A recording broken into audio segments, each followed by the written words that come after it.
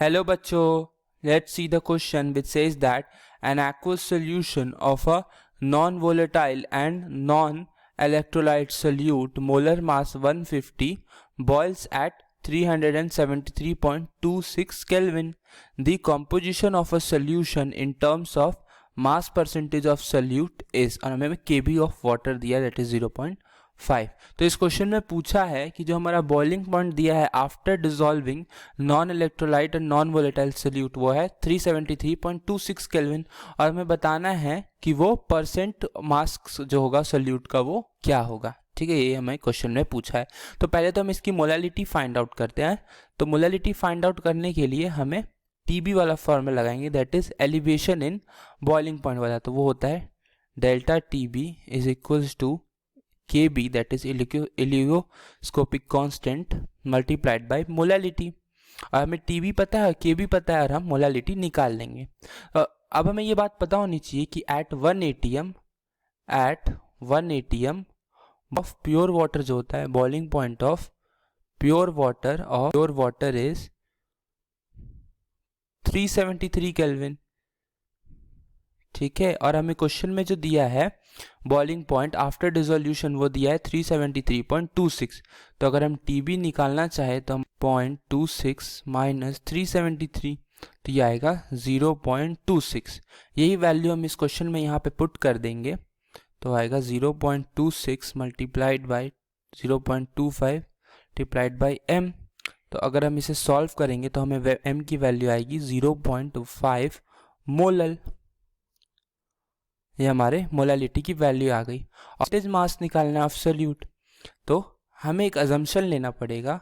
Assumption that is, अब हमें question में जो मोलालिटी आई है वो 0.5 है, तो इससे हम एक अजम्पशन ले सकते हैं कि 0.5 that means that 0.5 moles of solute, ठीक है, विल बी प्रेजेंट इन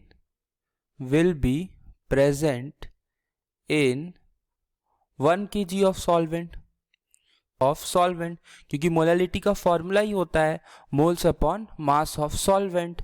तो अब जब 0.5 मोलल आया हमारे पास मोलालिटी, तो हम ये अज्यूम कर सकते हैं कि 0.5 मोल्स प्रेजेंट होंगे सोल्यूट के 1 kg सॉल्वेंट के। ठीक है, तो हम इस कंक्लूजन से हम कह सकते हैं जो परसेंटेज मास अगर हम निकाले that is percentage mass of solute